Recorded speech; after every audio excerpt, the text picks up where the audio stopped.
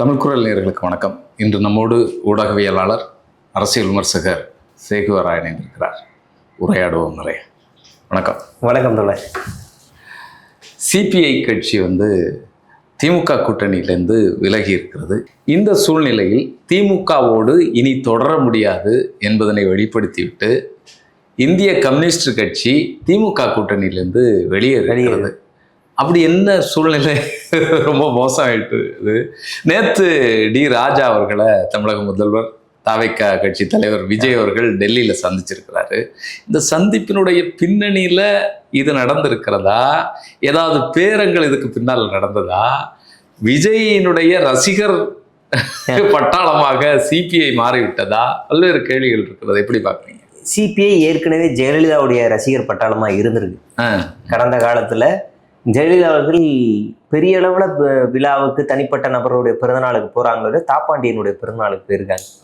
அது தமிழ்நாட்டில் பெரும் பேசும் பொருளாச்சு. என்ன தாப்பாண்டியனை போய் ஜெயலலிதா அவர்கள் நேரில் போய் பார்த்துருக்காங்க, பரவாயில்லையே அப்படிலாம் பேசினாங்க. அப்படியே அவர் கூட்டணிக்கும் ஜெயலலிதாவுடைய கூட்டணிக்கும் அவர் போனார். அப்போ பெரிய இதெல்லாம் ஏற்பட்டுச்சு.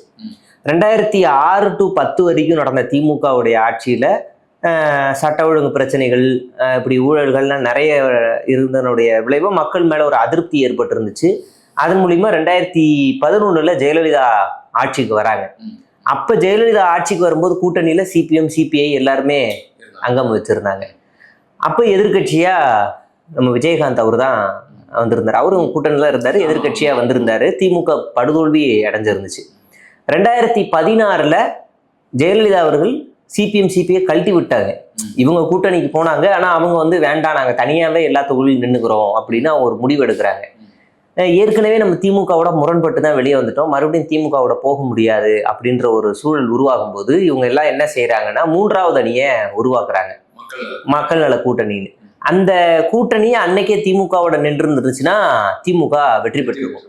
ஜெயலலிதா மறைவுக்கு அப்புறமா தமிழ்நாட்டினுடைய அரசியல் சூழலே வேறையா மாறுது. எடப்பாடி பழனிசாமி கையில அரசியல் போகுது. ஆல்மோஸ்ட் அது பாஜக ஆட்சியாவே மாற ஆரம்பிக்குது. அப்ப தமிழ்நாட்டினுடைய சூழல்ல பாஜக அதிமுக எதிர்ப்பு அப்படின்னு ஒரு பெரிய அணி தேவைப்பட்டுச்சு தமிழ்நாட்டுக்கு. எல்டிஎஃப் கேரளாவில் உருவாகிற மாதிரி இங்க முற்போக்கு சக்திகள் எல்லாருமே ஒன்று சேரணும்.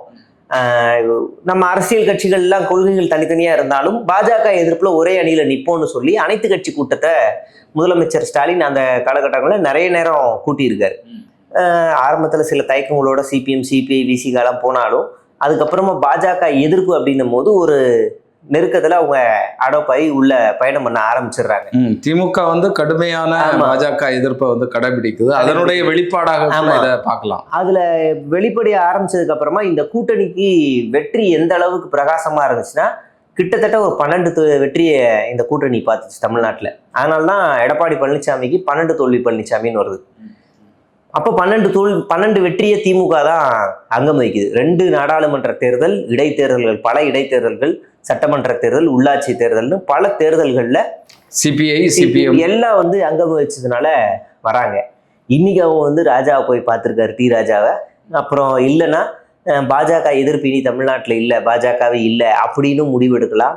இல்லை நாங்கள் அங்கே போய் பார்த்துட்டு நம்ம இங்கே போனால் அமைச்சரவையில் கிடைக்கலாம், இல்லை நாடாளுமன்றத்தில் கூடுதலாக நம்ம கேட்கலாம். ஏன்னா அது தேசிய கட்சின்ற அந்தஸ்தை இழந்துருச்சு எப்பயோ. சிபிஎம்க்கு இருக்கு, சிபிஐ எப்பயோ இழந்துருச்சு, தேசிய கட்சின்ற அந்தஸ்தை இழக்குது.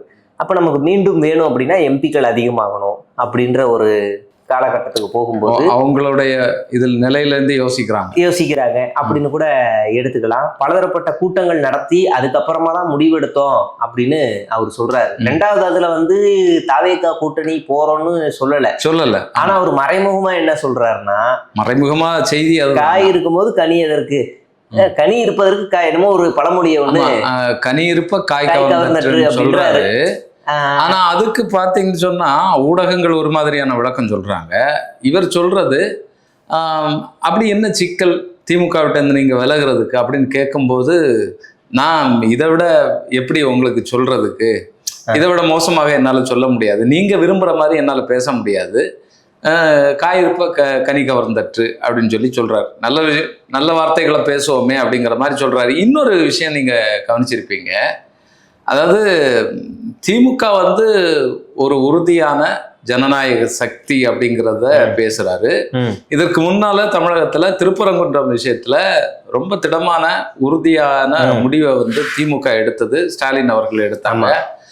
அதுதான் எங்களுடைய நிலைப்பாடும்.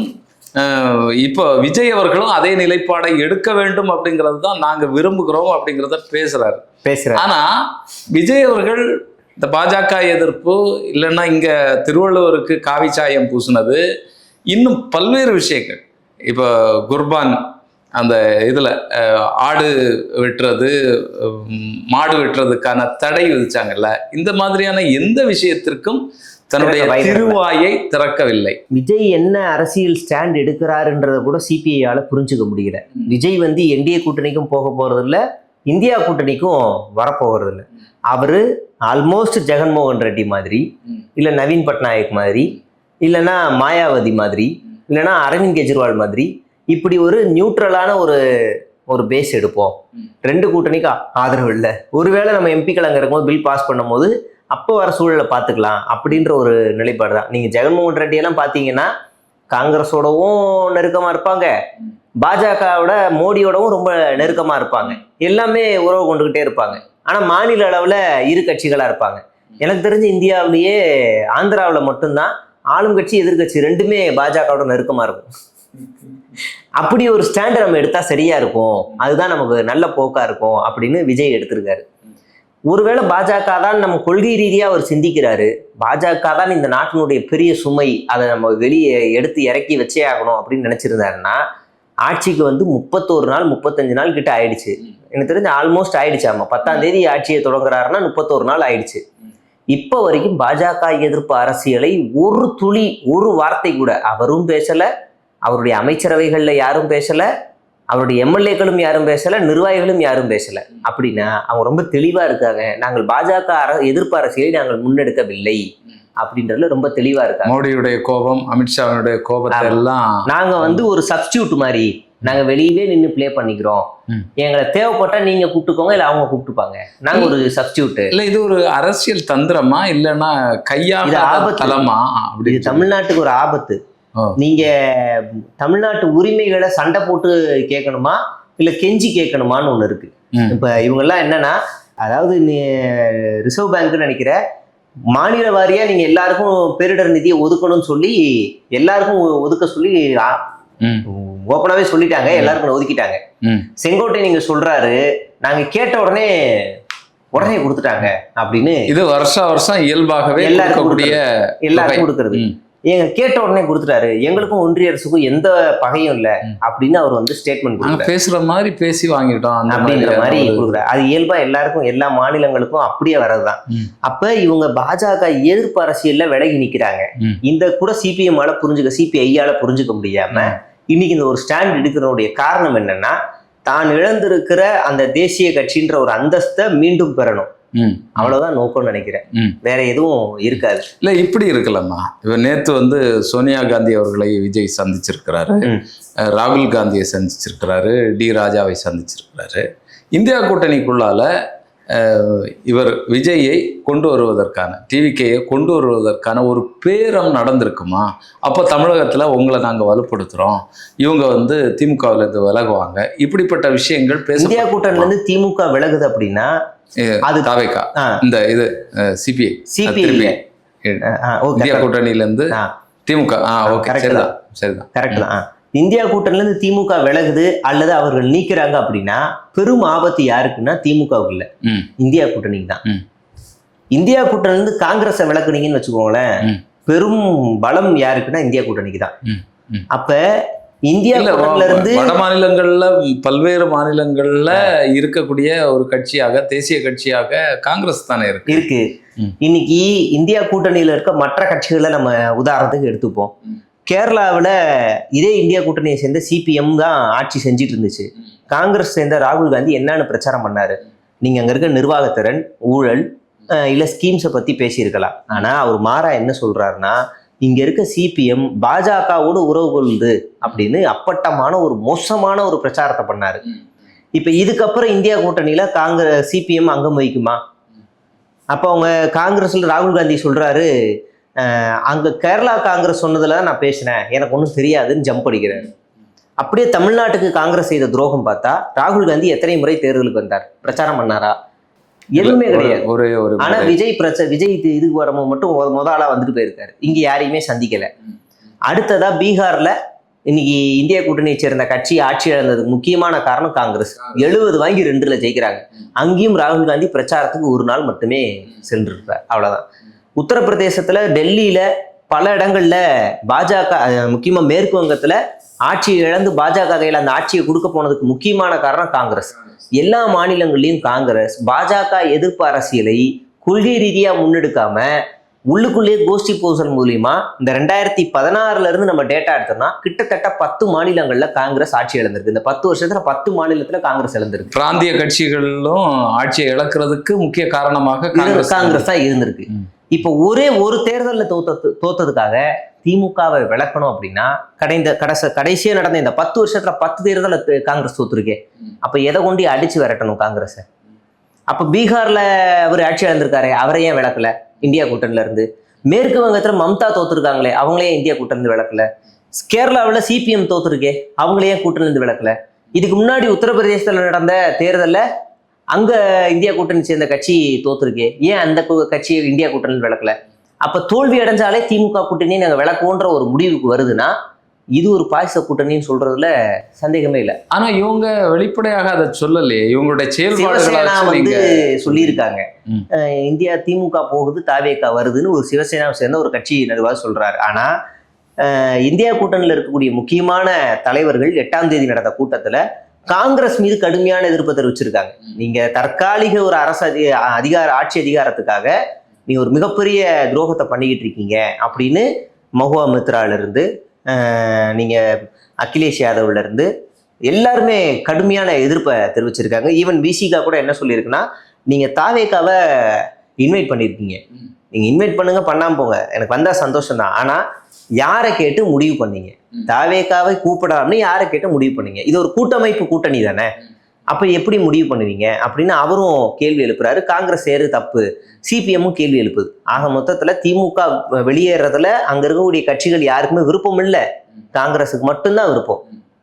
காங்கிரஸுக்கு ஒரு படிக்கு 2 ஆசை இருக்கு, ஒண்ணு திமுகவும் இருக்கணும், தாவேகாவும் இருக்கணும், இல்லைன்னா திமுக வெளியே போகணும். அதுதான் காங்கிரஸோட ஆசை. அப்ப இவ்வளவு கட்சிகள் இருக்குல்ல, எனக்கு தெரிஞ்சு திமுக வெளியேற்றுறாங்க அப்படின்னா திமுக 3வது அணியை உருவாக்கும். அந்த அணியில் நிச்சயமா சிபிஐ, சிபிஎம், அகிலேஷ் யாதவ், மம்தா, உத்தரப்பிரதேஷ் கட்சி, முக்கியமா அரவிந்த் கெஜ்ரிவால், இவர்கள், சரத்பவார், இவங்க எல்லாருமே ஒன்று சேருவாங்க. ஏன்னா இவங்க எல்லாருமே காங்கிரஸ் அல்லாத ஒரு கூட்டணியை தான் விரும்புறாங்க. இந்த கூட்டணியை ஒன்று சேர்க்கறதுக்கு எல்லாத்தையும் கயிறு கட்டி இழுத்து எல்லாரையும் ஒன்னா சேர்த்த பெரும் பங்கு ஸ்டாலினுக்கு தான் உண்டு. இல்லை, நிச்சயமா அதுல எந்த விதமான மாற்றமும் இல்லை. காங்கிரஸுக்கும் மற்ற பிராந்திய கட்சிகளுக்குமே நீங்க சொல்ற மாதிரி மிகப்பெரிய பிரச்சனைகள் இருக்கிறது. ஆனா அதுக்கான ஒரு சாத்தியக்கூறு இருக்கா? திமுக இல்லைன்னா ஸ்டாலின் அவர்கள் ஒரு 3வது அணியை கட்டுறதுக்கான வாய்ப்பு இருக்கா? இப்போ ஒரு தமிழகத்துல ஒரு தோல்வியை தழுவி இருக்கக்கூடிய நிலையில அதுவுமே இப்போ ஒரு பலவீனமான சூழல் இருந்துட்டு இருக்கு பாஜகவை எதிர்க்கிறதுல. இது எல்லாமே கட்டமைப்பு தான். நீங்க தமிழ்நாட்டுல தோல்வி அடைஞ்சதுனால மட்டுமே இது ஒரு பலவீனம்னு நம்ம நினைச்சுக்கிட்டு இருக்கோம். 2019 இருந்து இந்தியா கூட்டணி படிப்படியாக முன்னேறி கொண்டிருக்கிறன்றதை நம்ம பார்க்குறோம். மாநில அளவில் நடக்கக்கூடிய தேர்தல்களில் அதுக்கு சரிவு இருந்தாலும் நாடாளுமன்ற தேர்தல்களில் இந்தியா கூட்டணி அடுத்தடுத்த படிகளை எட்டிக்கிட்டே இருக்கு. 2019 அதிக இடங்கள்ல வெற்றி, 2024 வெற்றி எடுத்தாங்க இல்லையா, அது மூலியமா பாஜகவுக்கு ஒரு பெரிய நெருக்கடி. எந்த பில்லையும் பாஸ் பண்ண முடியல, மெஜாரிட்டி இல்லை. அப்ப அடுத்த தேர்தலில் இந்த இந்தியா கூட்டணி மறுபடியும் ஒன்னாக இருந்தா நம்மளால எதுவுமே சாதிக்க முடியாது. அப்ப இந்த கூட்டணி எல்லாத்தையும் சிதைக்கணும், அப்ப மாநில அளவுல எல்லா கட்சிகளையும் பிரிக்கணும் தான் பாஜகவோட அஜெண்டா. அதனாலதான் இந்தியா கூட்டணி செதையுன்னு இந்த கோடி மீடியா மூலியமா எல்லாத்தையும் பரப்பிட்டு இருக்காங்க. நிச்சயமா 3வது அணியை உருவாக்க முடியும். மம்தா காங்கிரஸ் அல்லாத ஒரு கூட்டணி அப்படின்னு சொன்னா முதல்ல மம்தா வருவாங்க. மம்தாவே இப்ப பலவீனமா இருக்காங்க, காங்கிரஸுடைய உதவி வேணும்னு. மேற்கு வங்கத்துல ஒரு டிஃப்ரெண்ட் பாலிடிக்ஸ் இருக்கும். 2021 மம்தா படுதோல்வி அடைவாங்கன்றது கருத்து கணிப்பு. அப்ப இவங்க தோத்துருவாங்க, பாஜக தான் ஆட்சிக்கு வரும் அப்படின்னும் போது அங்க இருக்கக்கூடிய மாஜிக்கள் எல்லாருமே மொத்தமா பாஜகவுல போய் இணைகிறாங்க. தேர்தலில் மம்தா வெற்றி பெறுறாங்க. வெற்றி பெற்ற உடனே என்னை எல்லாரும் சேர்த்துக்கோங்க, நாங்கள் வந்து மீன் தட்டியிலேருந்து விழுந்த மீன் மாதிரி ஒரு தாயாக அரவணைச்சு எங்களை உள்ள தூக்கி போட்டுருங்க அப்படின்னு கடிதம் எழுதி கொடுத்துட்டு மறுபடியும் வந்து சேர்ந்தாங்க. இந்த கூட்டணியை வந்து உடைக்கிறாங்க இல்லையா, இது மறுபடியும் வலுவரும். ஒருவேளை மம்தா அங்கே அழிஞ்சா கூட பாஜக ஆளும் சக்தியாக வருதுன்னா அந்த இடத்துல 2வது மெஜாரிட்டியாக வரக்கூடிய இடத்துல சிபிஎம் வருவாங்க. ஏன்னா சிபிஎம் ஏற்கனவே அங்கே ரூலிங் பார்ட்டியே இருந்துச்சு. அப்ப அங்க ஒரு பலம் அந்த இடத்துல கண்டிப்பா உடனடியாக அது நடக்குமா? நடக்காது. இந்த தேர்தல் இந்த ஆட்சியினுடைய அதிருப்தின்னு ஒண்ணு வரும்ல, இந்த ஆட்சியில் அதுக்கு ரோல் பண்ணணும். அதுக்கு வந்து சிபிஎம் ரோல் பண்ணணும், காங்கிரஸ் ரோல் பண்ணணும், இல்லைன்னா மம்தா ரோல் பண்ணணும். அப்பனாதான் அந்த இடம் ஒர்க் அவுட் ஆகும். அப்ப இந்த ரோல் இருக்கு. மம்தா முதலா வருவாங்க. பீகார்ல சொல்லவே வேணாம். காங்கிரஸ் இல்லைன்னா லல்லு பிரசாத் யாதவும் மகனும் முதலா ஓடியாந்துருவாங்க. இன்னைக்கு அந்த கட்சி தோல்வியை சந்திச்சுக்க அவங்க தான். இதையெல்லாம் தாண்டி காங்கிரஸ் இல்லாத இந்தியா கூட்டணியில் காங்கிரஸ் இருக்கிற இந்தியா கூட்டணியில் நாங்கள் இருக்க மாட்டோம்னு ஓப்பனா வெளிப்படையா சொல்லிட்டு போனது அரவிந்த் கெஜ்ரிவால். அவர் முதலா வருவார். 2 மாநிலங்கள்ல ஆட்சியில இருந்தவங்க இன்னைக்கு 1 மாநிலங்கள் ஆட்சியில இருக்காங்க. அவர் முதலா வருவார். உத்தரப்பிரதேசத்துல காங்கிரஸ் கிட்ட கூட்டணிக்கு பேச்சுவார்த்தைக்கு நெருக்கடி கொடுத்தாங்க. ஆனா காங்கிரஸுக்கு தர முடியாததுக்கு அப்புறமா 30 அனுமதி நின்று 1த்துல ஜெயிச்சாங்க. அதனால அவர்களும் காங்கிரஸ் எதிர்ப்பாளர்கள் தான். அப்ப காங்கிரஸ் 4 வருவாங்க. சரத்பவார் முதலா வருவாரு, அவரும் வந்துருவாரு. இப்ப 5 ஆயிடுச்சு. இங்க தமிழ்நாட்டுக்குள்ளே சில உதிரி கட்சிகளும் இருக்கிறாங்க. இதையெல்லாம் தாண்டி எந்த அணிக்கும் இல்லாம சில பேர் இருக்காங்க. மாயாவதி, சந்திரபாபு நாயுடு, இப்போ ஒரு ஆந்திராவில் ஒரு அமைச்சர் சிறை போயிட்டு பெண் அமைச்சர் அவங்க, அப்புறம் ஜார்க்கண்ட் முன்னாள் முதலமைச்சர் கட்சி, அப்புறம் நவீன் பட்நாயக் ஒடிசால, இப்படி தனித்தனியா இருக்கக்கூடிய எந்த இடத்துலையும் இல்லாத கட்சிகளை காங்கிரஸ் பாஜக இல்லாத ஒரு அணின்னு சொல்லும்போது இவங்களே ஒன்று சேர்க்க முடியும். அப்ப இந்தியா கூட்டணி அளவு விட அதிகமான ஒரு வலுவான ஒரு கூட்டணியை திமுக முயற்சி எடுத்தா கட்ட முடியும். நாங்க வாங்க நம்ம பார்ப்போம். இந்த கட்சிகள்லாம் ஒன்று சேர்ந்துச்சு அப்படின்னா, ஒருவேளை ஒன்று சேர்ந்துச்சு அப்படின்னா இது எல்லாமே மாநில கட்சிகள். அப்படின்னா மாநில உரிமைகளை ரொம்ப ஸ்ட்ராங்கா ஃபைட் பண்ணக்கூடிய ஒரு அணியா இது உருவாகும். அப்ப இந்த கூட்டணியை உருவாக்க வேண்டிய இடத்துல மீண்டும் ஸ்டாலின் வந்து முன்னிறுத்தப்படுவார். ஏன்னா 2019 இந்தியான்னு ஒரு கூட்டணியே கிடையாது. அந்த குழந்தைக்கு பேரே கிடையாது. அந்த கூட்டணிக்கு அதுக்கப்புறமா தான் அந்த கூட்டணிக்கு உருவாகுது. இந்த நிதிஷ்னு ஒருத்தர் இருப்பார், இந்தியா கூட்டணியை உருவாக்குவாரு, பாஜக போவாரு, மறுபடியும் இந்தியா கூட்டணிக்கு வருவாரு, மறுபடியும் பாஜகக்கே போயிடுவாரு. அப்படி பல சரிவுகளை இந்தியா கூட்டணி பார்த்துருக்கு. பல தேர்தல்கள், ஏன் டெல்லியில தோத்ததுக்கு அப்புறம் தானே போனாங்க, கோவாவில் தோத்துருக்காங்க, கர்நாடகாவில் இப்போதான் ஜெயிச்சிருக்காங்க, தெலுங்கானா தோல்வி, ஆந்திராவில் தோல்வி, இப்படி பல மாநிலங்கள்ல தோல்வியை சந்திச்சிருக்கு இந்தியா கூட்டணி. அது வந்து உடனே இந்த கூட்டணி தோத்துருச்சு அதனால திமுக விளக்குறாங்க அப்படின்னா இது உண்மையிலே ஜனநாயகத்துக்கு செய்யக்கூடிய துரோகம். அந்த நிலைப்பாடுல விசிக, சிபிஎம், சிபிஐ இருக்காது. ஒருவேளை நாளைக்கு மாநில உரிமைக்கான பிரச்சனைகள் வரும்போது விஜய் போராடுவாரோ இல்லையோ திமுக போராடும். திமுக போராடுதோ இல்லையோ திமுகவோட அரவணைச்சு சிபிஎம், சிபிஐ, விசிக எல்லாம் சேர்ந்து ஒன்னா நின்று களத்துல நிற்கும். அந்த நிலை நிச்சயமா உருவாகும். நிச்சயமாக அப்படி ஒரு நிலை வரும். இப்போ தமிழகத்துக்கு வரும். ஏற்கனவே வந்து சிபிஐ தலைவர்கள் இவர் எடிட் பண்ணிருங்க, முத்தரசன் வந்து விஜய் அவர்களை பற்றி, தாவேக்கா கட்சியை பற்றி சொல்லும்போது அவர்களுக்கு கொள்கையும் கிடையாது, ஒரு கத்திரிக்காயும் கிடையாது அப்படின்னு சொன்னார். அது ஒரு குழந்தை, தொப்புள் கொடி அறுபடாத குழந்தை. அந்த கட்சியினுடைய செயல்பாடுகளை இனிதான் பார்த்து மதிப்பிடணும் அப்படிங்கிறத சொன்னார். அதற்குள்ளால மதிப்பிட்டு திமுக இருந்து விலகுறாங்க. விஜயகாந்தியுமே சொன்னாங்க. அதுக்கப்புறம் விஜயகாந்தி முதலமைச்சர் வேட்பாளராகவும் நிறுத்தி பிரச்சாரமும் பண்ணாங்க, தேர்தலையும் சந்திச்சாங்க. அப்ப இந்த பேசுறது எல்லாமே ஒரு பக்கம் இருந்தாலும் இந்த ஊடகங்கள் சில விஷயங்களை திணிச்சு வேற மாதிரி கொண்டு போறாங்கல்ல. இப்ப பே சண்முகம் அவர் வந்து பேசும்போது ஒண்ணு சொல்றாரு, திமுகன்ற ஒரு கூட்டணி இல்லை அப்படின்னு. அதாவது திமுக தலைமையில் தான் கூட்டணி, திமுக கூட்டணி கிடையாது. திமுக தலைமையில் கூட்டணி, இந்தியா கூட்டணின்னு சொல்றதுதான் பொருத்தமா இருக்கு. ஆனா இவங்க என்ன சொல்றாங்கன்னா திமுகன்னு கூட்டணியே கிடையாது, அவர் வந்து அது கூட்டணியே இல்லைன்னு சொல்லிட்டாருன்னு 10 வச்சு எழுதி வச்சிட்டாங்க. அவர் சொன்னது வேற, இவங்க எழுதுனது வேற. அப்ப இப்படி நெரேட்டிவ் செட் பண்ணி எழுதுறாங்கல்ல. அப்படிதான் சிபிஎம் முத்தரசன் பேசுனது. இவங்க இன்னும் போகலை, இன்னும் கன்ஃபார்ம் ஆகலை, போவாங்களா இல்லையா என்னங்கிறதெல்லாம் நமக்கு தெரியல. 2வது சிபிஎம் வேணும்ன்றதுல உறுதியா இருக்கிறது விஜய் தான். சிபிஎம்க்கு ஆல்ரெடி ஒரு ஆப்ஷன் இருக்கு, திமுக கூட்டணிலே இருக்கலாம், இந்தியா கூட்டணிலே இருக்கலாம்னு. அதனால விஜய்க்கு தான் இந்த ஆப்ஷன் தேவை. அவருக்கு வந்து இன்னொரு இடத்துல போய் எடுக்க முடியாது, அதிமுகவில் போய் எடுக்க முடியாது, பாஜகவில் போய் எடுக்க முடியாது. எனக்கு ஒரு முற்போக்கு முகம் வேணும், அதுக்கு சிபிஎம் வேணும் அப்படின்னும் போது இங்கே ஏதாவது பேசியிருக்கலாம், வாங்க நாங்க கவனிக்கலாம். இப்போ தாவேக்காவை காப்பாற்றக்கூடிய கேடயங்களாக இவரை பயன்படுத்துறதுக்கு கம்யூனிஸ்டுகள், விசிகா, ஐயுஎம்எல் இவங்களை எல்லாம் முன்னால நிப்பாட்டிட்டு சேஃப்டியா இருக்கிறதுக்கான ஒரு திட்டமா இது? ஆமா, எனக்கு ஒரு முற்போக்கு வேஷம் வேணும். இப்ப நான் எனக்கு ஒரு முற்போக்கு வேஷம் இருக்கிறதுனாலதான் 100 நாள் வேலை திட்டத்தை அமல்படுத்த போறோன்னு ஒரு தகவல் வரும்போது நான் எதிர்க்காம நிக்கிறேன்.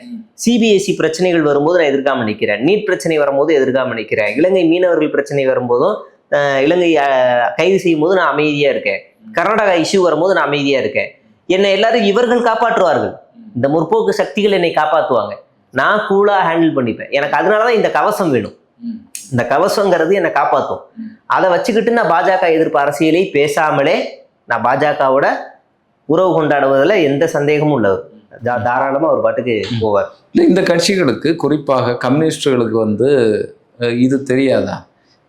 அரசியல் சூட்சுமம் இவ்வளவு நீண்ட கால அனுபவம், களத்துல போராட்ட. இப்ப சிக்கல் என்னன்னா, விஜய் பாஜகவுக்கு ஆதரவுன்னு சொல்லல, எதிர்ப்பும் சொல்லல. எதிர்ப்புன்னு சொன்னா சிபிஎம் உடனே வாய் திறக்கும், ஆதரவுன்னு சொன்னா சிபிஎம் வெளியேறிடும். எதுவுமே சொல்லாததுனால இந்த கட்சிகள் எல்லாம் சிக்கல்ல இருக்காங்க. இந்த நிலைப்பாடு என்ன என்ன அப்படின்னு நிலைப்பாடுல இருக்காங்க. சொல்ற ஸ்டேட்மெண்ட்டும் குழப்பமாவே ஒரு அமைச்சர்கள்லாம் விடுறாங்க. அதாவது திருப்பரங்குன்ற விவகாரத்துல நிர்மல்குமார்கிட்ட பேட்டி கேட்கும்போது கடந்த ஆட்சியில என்ன ஸ்டாண்ட் எடுத்தாங்களோ அதே தான் சொல்லிட்டு போறாரு. கடந்த ஆட்சியில் எடுத்த ஸ்டாண்ட் நீங்க எடுப்பீங்க, உறுதியா இருப்பீங்களா? அதெல்லாம் எங்களுக்கு வேணும். பப்ளிக் ஒபே ஆர்டர், நோ கோர்ட் ஆர்டர் அப்படின்னு உறுதியா இருப்பீங்களா? அதை எங்களுக்கு சொல்லுங்க. அந்த வலிமையாக பேசல. அப்ப இது எல்லாமே ஒரு சந்தேகத்தை ஏற்படுத்தாம இந்த திருப்பரங்குன்றம் அந்த இது இருக்குல்ல, ஆவணப்படம், அந்த ஆவணப்படம் திரையிடுறதுலயே பெரும் சிக்கல் ஏற்பட்டது. மேலிடத்தினுடைய உத்தரவு திரையிடக்கூடாது அப்படிங்கிறத. அப்ப இந்த சின்ன சின்ன விஷயங்கள்ல கூட தங்களுடைய நிலைப்பாட துணிச்சலா எடுக்க முடியாத தாவேக்கா எப்படி பாஜக வலிமையாக எதிர்க்கும்? அதுதான் சொல்றேன். அதனாலதான் அவங்க ஜெகன்மோகன் ரெட்டி ரூட் எடுக்கிறாங்க. பாஜகவையும் எதிர்க்காம, காங்கிரஸையும் எதிர்க்காம, மாநில அளவில் இருக்கக்கூடிய கட்சிகளை மட்டுமே எதிர்த்து இங்க இருக்கக்கூடிய தமிழக மக்களை ஒரு குறுகிய சர்க்கிள்குள்ளேயே வச்சு, இது மட்டும்தான் நம்மளுடைய அரசியல், எதுக்கு தேசிய அளவில் போகணும், நம்ம இங்கே இருந்தாலே போதும், நமக்கு எல்லாமே கிடைச்சிரும்னு ஒரு ப்ரொபகண்டாவை கொண்டு போறது வேலை இது. இந்த வேலையை தமிழ்நாட்டில் மட்டும் இல்லை, இந்தியாவில் பல கட்சிகள் பண்ணுது. ஃபார் எக்ஸாம்பிள், ரொம்ப பெஸ்ட் எக்ஸாம்பிள் மாயாவதியை சொல்லலாம், நவீன் பட்நாயக்கு சொல்லலாம், அப்புறம் நீங்கள் இவர் ஜெகன்மோகன் ரெட்டியை சொல்லலாம். இப்படி பல பேர், பல கட்சிகள் இருக்கு. பாஜக காங்கிரஸை எதிர்க்காம மாநில அளவில் இருக்கக்கூடிய கட்சிகளை மட்டுமே எதிர்த்து பேசக்கூடிய கட்சிகள் இருக்கு. அந்த ஸ்டாண்ட் தான் இவர் எடுக்கிறாரு. அதனாலதான் இப்ப இவங்களுக்கு எல்லாருக்கும் குழப்பம். இவர் எதிர்ப்பாரா மாட்டாரா, டைம் கொடுக்கலாமா வேணாமா, கொடுக்காம போட்டாலும் பிரச்சனை, என்னதான் பண்றதுன்னு ஒரு குழப்ப நிலையில இருக்காங்க. அந்த சாயம் வெளுக்கிறதுக்கு கொஞ்ச நாள் ஆகும், குறைஞ்சபட்சம் ஒரு வருஷமாச்சு ஆகும். இந்த சாயம் வெளுக்கும் போது அது காவியா வருதா இல்ல கருப்பா வருதாங்கிறது தான் நமக்கு விஷயம். அதுக்கு இன்னும் கொஞ்ச நாள் ஆகணும். வரக்கூடிய காலங்கள்ல நமக்கும் ஒரு அமைச்சர் பதவி, அதுல உள்ளால போய் பங்கு பெறலாம், நம்மளும் எப்பவே களத்துல போராட்டம்னே இருக்கிறது, இப்படி ஏதாவது மனநிலை இருக்குமா கம்யூனிஸ்டுகளுக்கு? கம்யூனிஸ்டுகளை பொறுத்த வரைக்கும் சிபிஎம்முக்கு அந்த மனநிலை இருக்க வாய்ப்பு இல்லைன்னு தோணுது. ஏன்னா அவங்களுக்கு காங்கிரஸ்ல இருந்து பிஎம் பதவியே கிடைச்சது, நீங்க ஆட்சியை நடத்துங்க அப்படின்னு. அப்போ அவங்க ரொம்ப உறுதியா இருந்தாங்க. அமைச்சரவையிலையும், மத்திய அமைச்சரவையிலையும் பதவி கிடைக்கும் போது அவங்க ரொம்ப உறுதியா இருந்தாங்க. இல்ல, இது எங்களுடைய கொள்கைக்கு எதிரானது, நாங்க பண்ண முடியாது. ஏன்னா ஒரு அமைச்சரவைக்குள்ள வந்தா நான் ஏதாவது ஒரு ஒப்புதல் கொடுக்குறேன்னா எல்லா அமைச்சர்களும் ஓகே சொல்லணும். எப்படி உங்க அமைச்சர்கள் ஓகே சொல்ல மாட்டாங்க.